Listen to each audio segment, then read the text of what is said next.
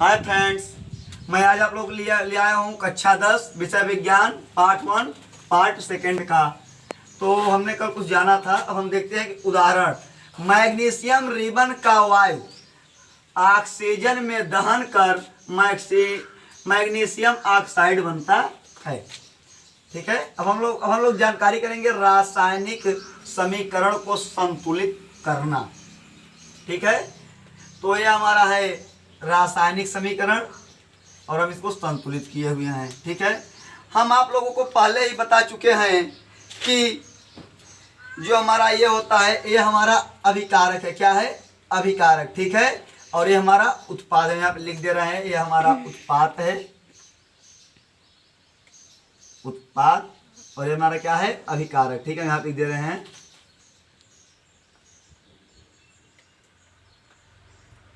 अभिकारक। ठीक है, ये हमारा उत्पाद, ये हमारा अभिकारक हो गया और हमारा उत्पाद। तो सबसे पहले थोड़ा सा आप लोग इस साइड दिखा देते हैं।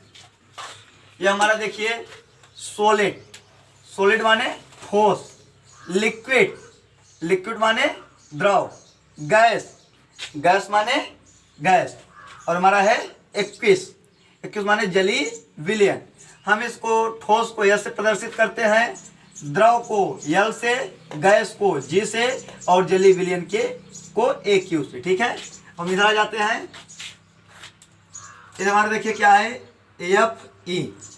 ठीक है, और हमारा है H2O, Fe3O4 प्लस H2। यहाँ पे लोग थोड़ा देख लीजिए, तत्व, अभिकारक और उत्पादन। तो हमने यहाँ बता दिया ये हमारा अभिकारक है, हमारा उत्पादन, और जो हमारे ये सब है, सब हमारे क्या है? तत्व हैं। यहाँ तत्व क्या है? एफ और ई है। हम ये बता रहे हैं आप लोगों को समीकरण को संतुलित करना। ठीक है, हमारा तत्व क्या है? F E. तो हम तत्व हम लिख देते हैं एफ ई। ठीक है, मैं आप लिखते हैं आप लोगों को तत्व में एफ ई।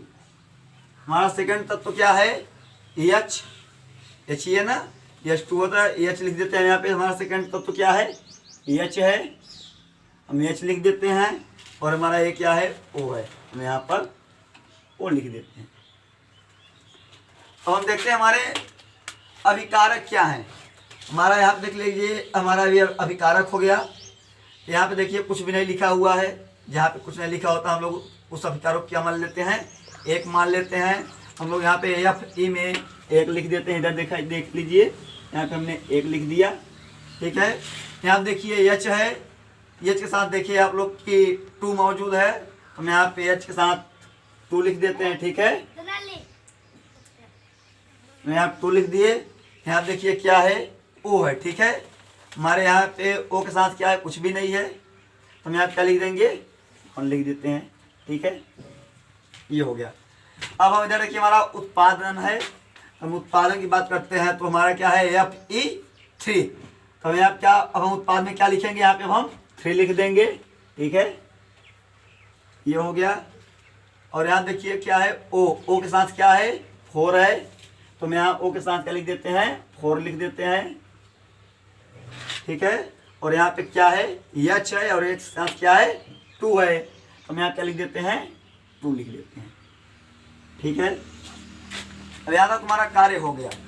लेकिन क्या है कि जब हम रासायनिक अभिकरण को संतुलित करते हैं, तो जो हमारे अभिकारक हैं और जो हमारे उत्पादन हैं, दोनों क्या होने चाहिए?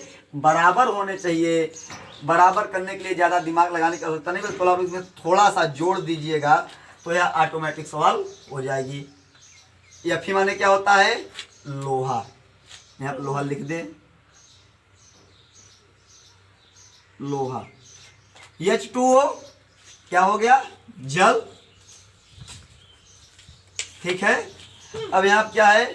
Fe3O4 यानी कि लोहे का ऑक्साइड। क्या? लोहे का ऑक्साइड, ऑक्साइड। ठीक है, H2 इधर है ही, ये आप लोग देख रहे हैं। तो सबसे पहले हम लोग इसको क्या करेंगे? सबसे पहले हम लोग इसको ब्रैकेट में बंद कर देते हैं। इधर देखिए नीचे, देखिए इसको, इसमें यहाँ देखिए हम इसको ब्रैकेट में बंद कर दिए। ठीक है, इसको भी बंद कर दे रहे हैं, और इसको भी ब्रैकेट में हम लोग बंद कर दिए। ठीक है, हम इधर भी इसको ब्रैकेट में बंद कर देते हैं। ये हमारे के सब ब्रैकेट में बंद हो गए। अब आप लोग सोच रहे हैं इसको ब्रैकेट में क्यों बंद किए हैं? हम लोग ब्रैकेट में इसको इसलिए बंद करे हैं ताकि अब हम ब्रैकेट के अंदर कुछ भी ना लिख सके, यानी कि डिब्बा बंद हो गया है। यहाँ पे देखिए क्या है, 3 है ना FE में, तो हम लोग यहाँ पे भी FE में 3 लिख देते हैं, यानी कि 3 बाहर से लिखेंगे, अंदर से नहीं। ठीक है, याद रखना है आप लोग। हो गया, यहाँ पे आप लोग समझ आ गया होगा। अब हम लोग यहाँ देखिए H है ना, जब यहाँ पे देखिए H है तो फिर क्या हुआ, H के साथ क्या है, 2 है, यहाँ पे भी 2 है, कोई दिक्कत नहीं है, ये दोनों बराबर हैं। अब यहाँ पे देखिए O है ना, O, और यहाँ पे O है, यहाँ पे वो अकेला है, यानी कि ऑक्सीजन यहाँ पे अकेली है, और यहाँ पे 4 हैं, तो हम लोग 4 को यहाँ पे देते हैं बाहर से। ये हो गया। अब शायद हमको कुछ बराबर दिखाई देने लगे होंगे, देख लीजिए आप लोग, देखिए बराबर दिखाई दे रहे हैं। इधर 3FE 4H2O FE3O4H2, ये हो गया। अब हम लोगों को कोई दिक्कत नहीं होगी। अब हम लोग थोड़ा सा इस साइड चलते हैं, ये देखते हैं। यहाँ देखिए क्या है, 3 है और यहाँ पर 1 है, तो हम लोग इसमें कितने का गुणा करें कि 3 हो जाए, 1 गुणित 3, 3। ठीक है, 1 गुणित 3 हम कर दिए, 1 गुणित 3 यानी कि 3 3 क्या हो गए, बराबर हो गए। ठीक है, नो प्रॉब्लम, कोई दिक्कत नहीं है। अब यहाँ पे देखिए आप लोग थोड़ा सा, कितना है, 1 है, और यहाँ कितना है, 4 है। अब हमको उत्पादन के बराबर करना है, तो इसमें कितने का क्या करें, हम इसमें गुणा करते हैं, यानी तो कितने हो जाए, कितने का गुणा करेंगे, 4 का, यानी कि 4 दोनों सही बराबर हो गए, और जब बराबर है ही, अब कोई हमको दिक्कत नहीं है। अब हम लोग थोड़ा सा आगे चलते हैं। यहाँ देखिए बता चुके पहले, ठोस, द्रव, गैस और जली विलयन। S से ठोस, L से द्रव, G से गैस, AQ से जली विलयन। यहाँ देखिए हम लोग लिखे हुए हैं FE3, यानी कि हम यहाँ बता चुके हैं FE क्या है, लोहा है। तो लोहा किस में होता है, ठोस में होता है, आप लोग जानते होंगे। जब यहाँ ठोस होता है तो हम लोग यहाँ पे क्या लिखते हैं, ठोस, यानी कि यस, सोलिड। ठीक है, अब यहाँ देखिए क्या है, 4H2O, यानी H2 क्या है, जल है। तो जल किस में होता है, द्रव में होता है ना। तो हम लोग यहाँ क्या लिख देंगे, अब ये लिख देंगे। और ये देखिए इधर क्या है, Fe3O4। अब देखिए क्या है, लोहे का ऑक्साइड।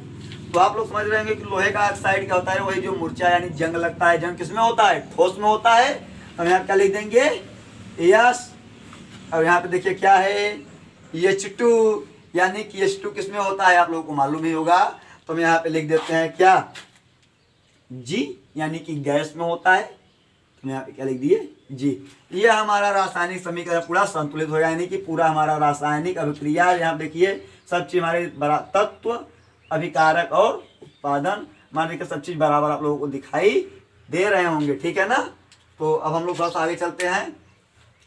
Mg+O2 ये हमारा उत्पादन है, आप लोग समझ गए होंगे। हम थोड़ा सा और आगे चलते हैं, आप लोग थोड़ा समझ लीजिएगा, अगर नहीं आएगा तो पूछ लीजिएगा। हमारा डिस्क्रिप्शन में लिंक है, आप लोगों से संपर्क कर सकते हैं। अब हम थोड़ा बात करेंगे, रासायनिक समीकरण को संतुलित करना क्यों आवश्यक है। रासायनिक समीकरण को संतुलित करना क्यों आवश्यक है। द्रव्यमान संरक्षण के नियम किसी भी रासायनिक अभिक्रिया में न हो तो द्रव्यमान का निर्माण होता है, न ही विनाश होता है। किसी भी रासायनिक क्रिया में अगर कुछ नहीं हो रहा है तो वह द्रव्यमान का निर्माण होता है, और अगर द्रव्यमान का निर्माण नहीं हो रहा है तो वह विनाश भी नहीं होता है। चलिए हम आप लोगों से मिलते हैं अगले पृष्ठ पर। बच्चों में से निष्कर्ष के बारे में जानते हैं।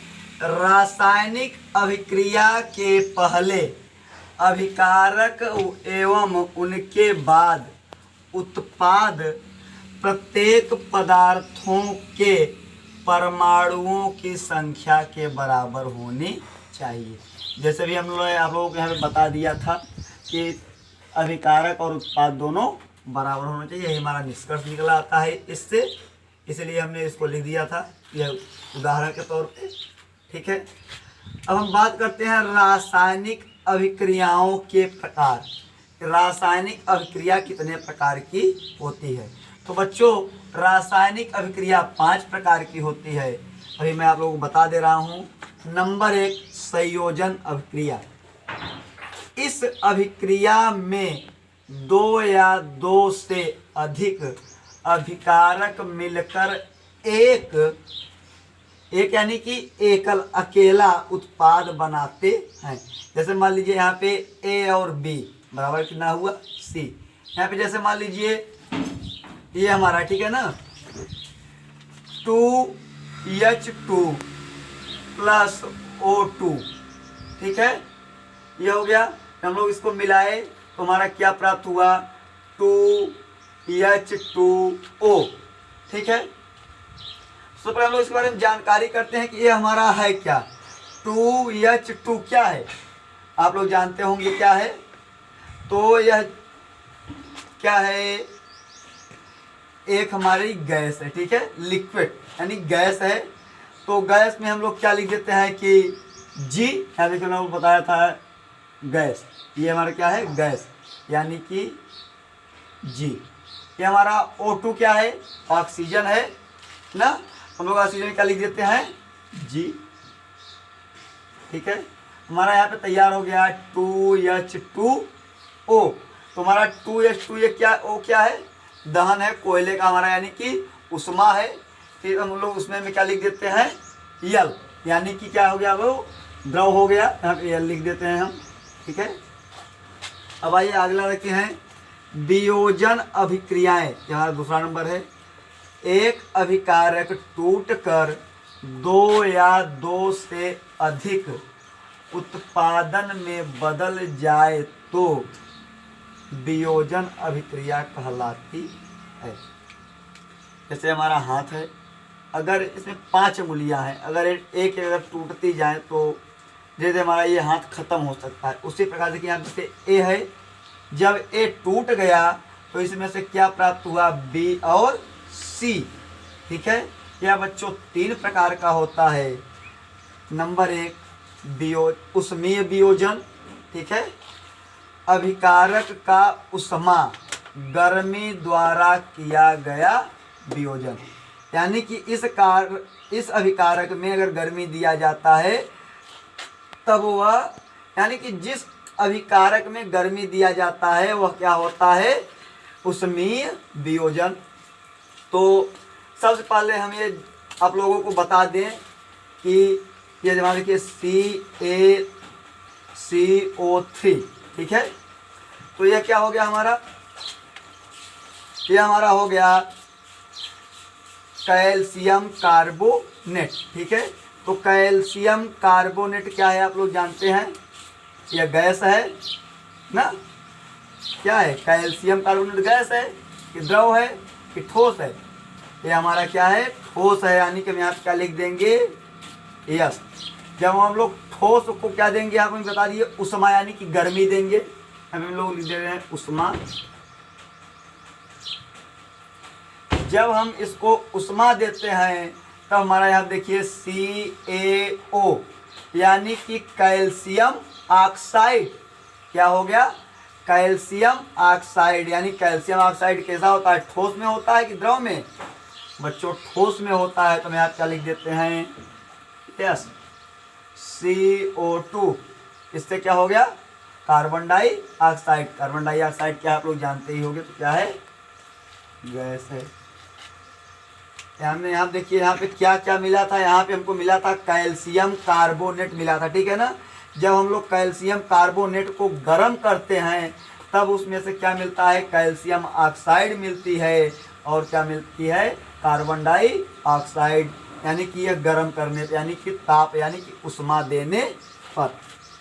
सेकंड नंबर पे है विद्युत वियोजन, विद्युत धारा के प्रवाहित होने के कारण होने वाला वियोजन।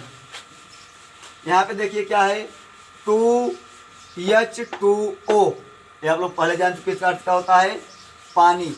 जब पानी को विद्युत धारा दी जाती है, हम लिख दे रहे क्या दी जाती है, विद्युत धारा जब दी जाती है, विद्युत धारा, जब बच्चों यहाँ पे विद्युत धारा दी जाती है तब यह अनेक प्रकार से विभाजन हो जाता है।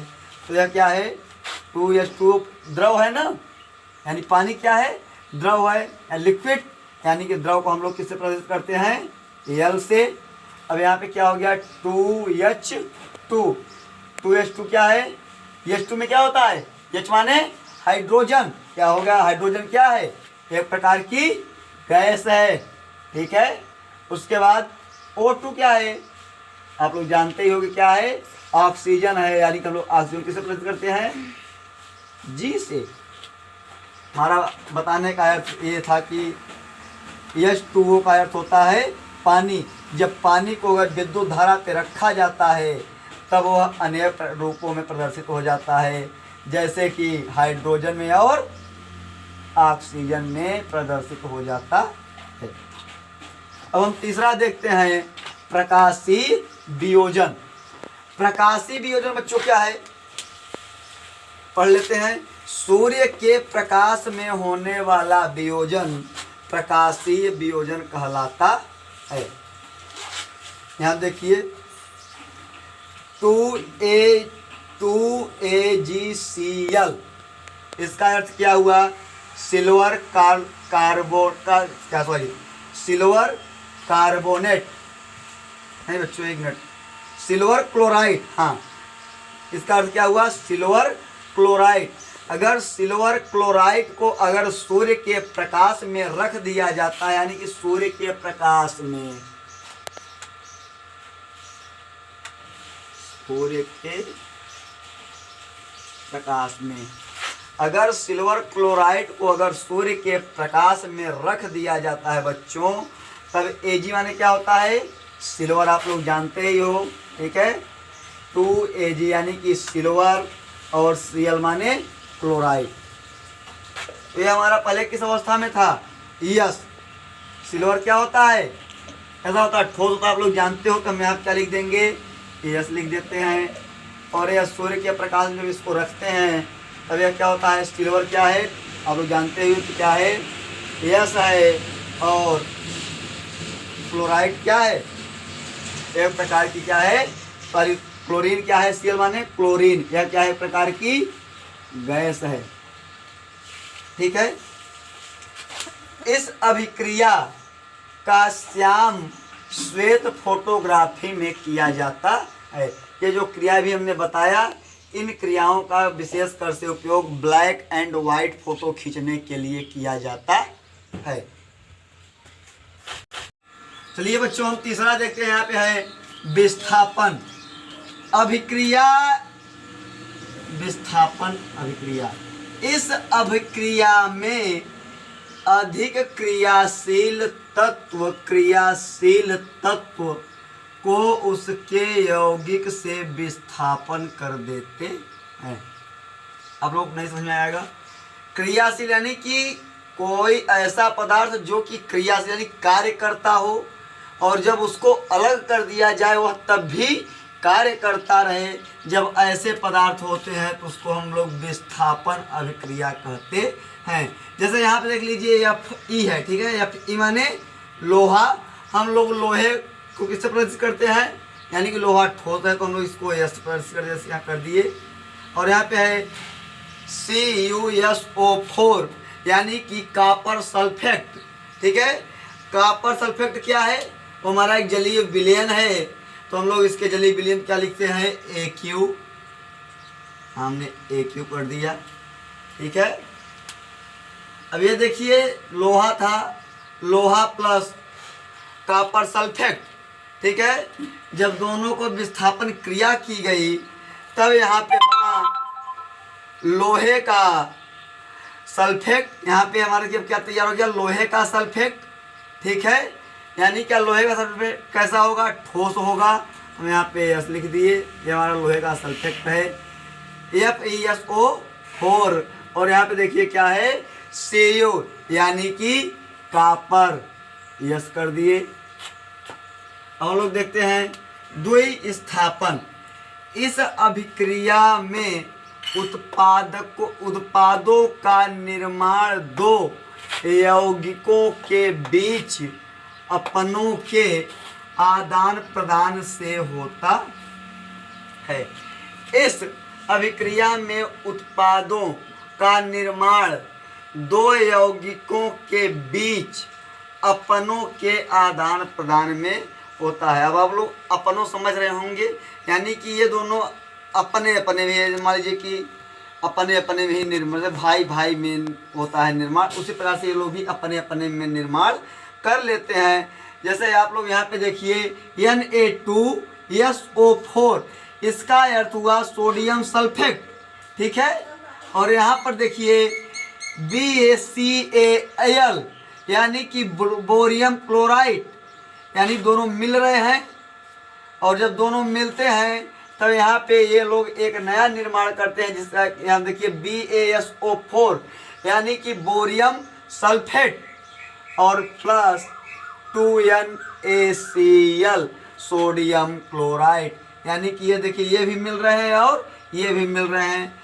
यानी कि Na2SO4 क्या है, यह एक हमारा जलीय विलयन है, यानी कि AQ, ठीक है, AQ हो गया। हमारा BaCl2 ये हमारा क्या है, ये हमारा भी एक जलीय विलयन है, इसको भी AQ कर दिए, ठीक है। और हमारा BaSO4 ये हमारा क्या है, ठोस पदार्थ है, सोडियम सल्फेट, ठीक है, तो सॉरी बेरियम सल्फेट। और यहाँ देखिए 2NaCl यानी कि सोडियम क्लोराइड, यह क्या है, यह भी हमारा एक ठोस पदार्थ है, तो हम इसको ठोस पदार्थ में व्यक्त कर देते हैं। चलिए अब आगे देखते हैं। यहाँ पे देखिए लिखा हुआ है बेरियम सल्फेट BaSO4 के सफ़ेद अवलेय का निर्माण करते हैं। यानी कि BaSO4 जो होता है वह सफ़ेद अवलेय का निर्माण करता है, यानी उसको बनाता है। हम पांचवा देखते हैं उपचयन और अपचयन। उपचयन क्या होता है बच्चों, पदार्थ में ऑक्सीजन की वृद्धि या हाइड्रोजन का ह्रास यानी कि घटना होना। फिर से एक बार, उपचयन पदार्थ में ऑक्सीजन का बढ़ना या तो फिर हाइड्रोजन का घटना अपचयन कहलाता है। सॉरी, ठीक है, यहाँ देखते हैं अपचयन, पदार्थों में हाइड्रोजन की वृद्धि ऑक्सीजन का ह्रास होना। पदार्थ में हाइड्रोजन का बढ़ना और ऑक्सीजन का घटना अपचयन कहलाता है। जैसे देखिए यहाँ पर लिखा हुआ है C+O2, C यानी कि कार्बन, ठीक, O2 प्लस ऑक्सीजन, ठीक है, ये हो गया। और दोनों मिला क्या हो रहे हैं, कार्बन डाइऑक्साइड, कार्बन डाइऑक्साइड बच्चों, ठीक है, यहाँ हो जाएगा। यानी कि जब ये बढ़ रहा है, यहाँ पे देखिए ये कार्बन है, ठीक है, और यह ऑक्सीजन है। यहाँ देखिए लिखा हुआ है ऑक्सीजन की वृद्धि, यानी जब ऑक्सीजन मिलता है तब यह क्या है, अपचयन है, क्या सॉरी उपचयन, क्या है, उपचयन, उपचयन है, ठीक है। यहाँ आप लोगों ने समझ आएगा, हम यहाँ बताते हैं। ये देखिए CuO, हमारा CuO क्या है, कॉपर है, क्या है, कॉपर, में आप लिख दे रहे हैं कॉपर, ठीक है, ये हमारा कॉपर हो गया। और हमारा H2 क्या है, हाइड्रोजन, क्या है बच्चों, हाइड्रोजन, ठीक है, यहाँ पे लिख दे रहे हैं थोड़ा सा,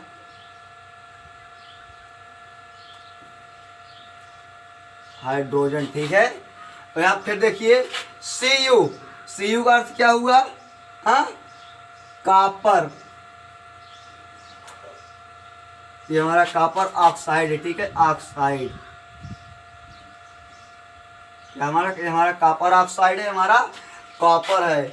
और प्लस H2O यानी कि जल है। जब जल और, ठीक है, जब जल और हाइड्रोजन मिलता है तब क्या करता है? अपचयन बनाता है। इसको से थोड़ा मिटा दे रहे हैं, ये चीज ना, ये मिटा दे रहे हैं, आप लोगों ने सुना रहा होगा। अभी तो बता ही दिए। अब सुन लीजिए ऐसे कि जब जल और हाइड्रोजन मिलेगा तो क्या बनेगा? अपचयन, अपचयन, ठीक है। और इधर जब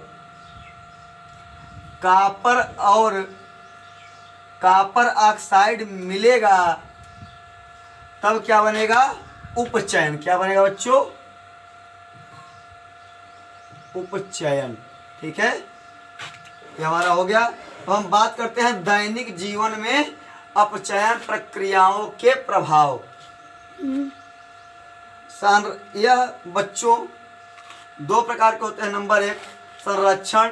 जब कोई धातु आर्द्रता, वायु, पानी, अम्ल के संपर्क में आता है तब धातु संरक्षित हो जाता है। एक बार पुनः, जब कोई धातु आर्द्रता, वायु, पानी, अम्ल के संपर्क में आता है तब धातु संरक्षित हो जाता, यानी कि खराब होने लगता है। जैसे मान लीजिए, आप देखिए, हमने उदाहरण दिया हुआ है, लोहे में जंग लगना।